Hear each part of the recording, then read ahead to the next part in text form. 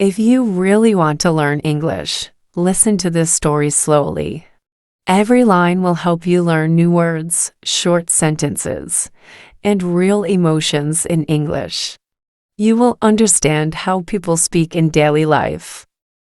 Watch carefully, repeat after me, and feel every moment. This story will teach you English through love, pain, and truth, not from a book, but from the heart. Chapter 1. My name is Adam. My name is Adam. I never believed life could be this strange. Years ago, one man ruined everything for me. His name was Victor. He took my job, spread lies about me, and made sure everyone turned against me. I hated him more than anyone. I left the city, started a small bookstore, and promised myself I'd never look back. But fate has a funny way of working. One rainy evening, a woman walked into my store, beautiful, quiet, with sadness in her eyes. Her name was Anna. I didn't know then, she was my enemy's wife. Chapter 2. The Woman in the Rain. Anna came to my shop often after that. She said she loved the smell of old books. I noticed her hands shook when she paid. She looked like someone running from memories. We talked about stories, about dreams. I didn't ask about her life. I just enjoyed her company. One day, she forgot her umbrella, so I walked her home. When we reached her gate, she said softly, "Thank you, Adam." Then I saw a car outside, black, expensive, and familiar. My heart froze when I saw the name on the gate, Victor Reynolds. Chapter 3. The Secret Truth. That night I couldn't sleep. My mind kept shouting, "She's his wife." I promised myself I'd stay away. But Anna came again the next day, pretending nothing was wrong. "You look pale," she said. "Bad dreams?" I nodded. I wanted to tell her I knew, but something in her eyes stopped me. She looked trapped. When she left, she forgot a small notebook on my counter. Curiosity 1. I opened it. Inside were pages filled with pain. He changed. "He's not the man I married," one line read. My heart ached for her. Chapter 4. A Cry in the Night. 2 nights later, I heard knocking on my door. It was Anna, soaked, shaking, and crying. "Please, can I stay here for a while?" she begged. I made her tea, and she told me Victor had become cruel, controlling everything she did. "I can't breathe in that house," she whispered. I felt anger burn inside me, but I hid it. "You're safe here," I said. She fell asleep on the couch, holding her small silver locket. I stayed awake all night, watching the rain outside, wondering what would happen next. Chapter 5. The Locket Secret. In the morning, she was gone. Only the locket remained on the couch. Inside it was a small photo, her, Victor, and a little girl. On the back, it said Emily, our angel. I didn't know she had a child. That day, I couldn't focus on anything. Why had she left the locket? Where was she going? I walked to Victor's house but stopped outside the gate. I saw him shouting at her. Little Emily stood at the window, crying. I turned away. I realized this wasn't about revenge anymore. It was about saving someone. Chapter 6. The Accident. A few days later, I saw in the news, businessman Victor Reynolds injured in car accident. My first thought wasn't anger, it was Anna. I ran to the hospital. She was sitting alone in the corridor, pale and silent. "He'll recover," she said coldly. "But I'm done." She looked at me, tears falling. "I can't live in that house anymore." I held her hand gently. "You don't have to," I said. That night, I found her and Emily a small house near the hills.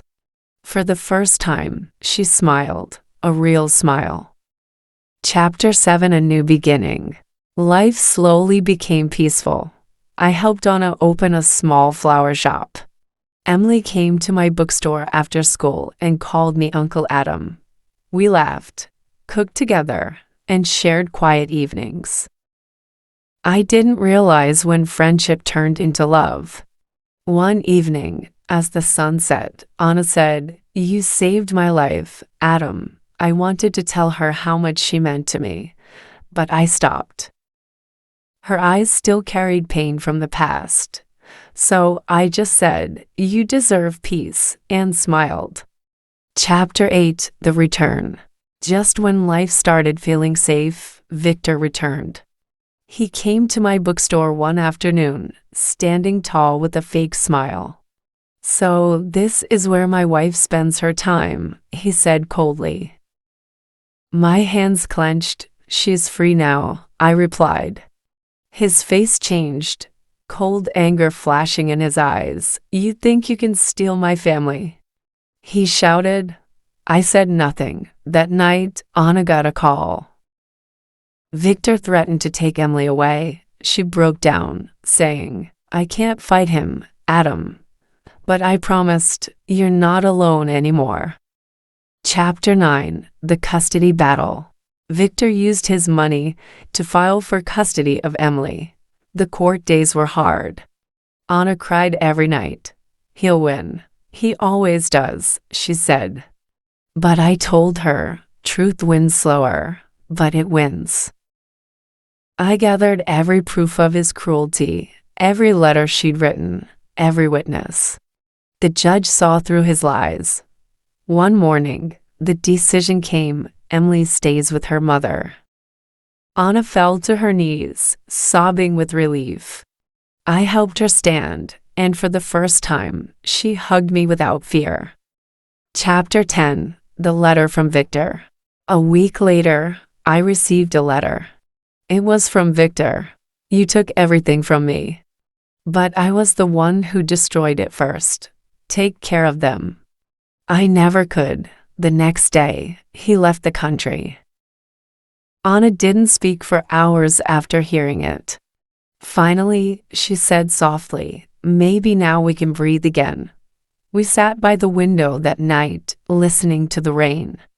For the first time, it didn't sound sad, it sounded peaceful. Chapter 11: Healing Slowly.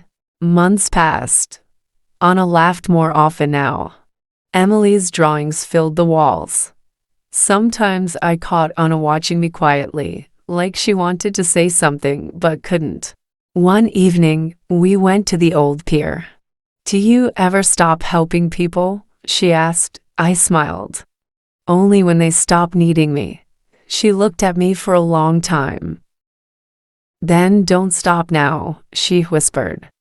I didn't answer. I just held her hand as the sky turned golden. Chapter 12: A Confession at Sunset. One sunset, I finally said it. "Anna, I love you." She froze, eyes full of emotion. "Adam, I thought love only brought pain." I stepped closer. "Sometimes love saves us." Tears rolled down her cheeks as she whispered, "Then maybe it's time I let it." That evening, under the orange sky, we shared our first kiss, soft, trembling, full of unspoken promises. It felt like the world finally forgave us both. Chapter 13: The Wedding Ring. A year later, we married in a small garden, surrounded by friends and flowers. Emily ran around with joy. When I slipped the ring on Anna's finger, she said, "This time, it's not fear, it's freedom." I smiled and whispered, "You're not my enemy's wife anymore. You're my life." Everyone clapped, and for the first time in years, Anna laughed without sadness. That sound was worth everything I had lost before. Chapter 14: Full Circle.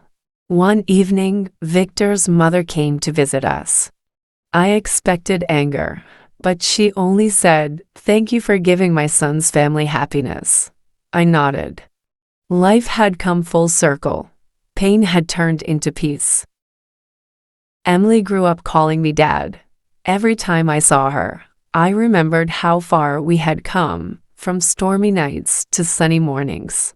Love had healed what hate once destroyed. Chapter 15, The Last Page. Now, years later, I sit in my bookstore, watching Anna and Emily laughing outside.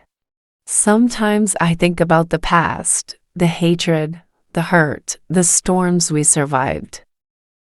I learned that life doesn't always give second chances, but when it does, you must hold them tight.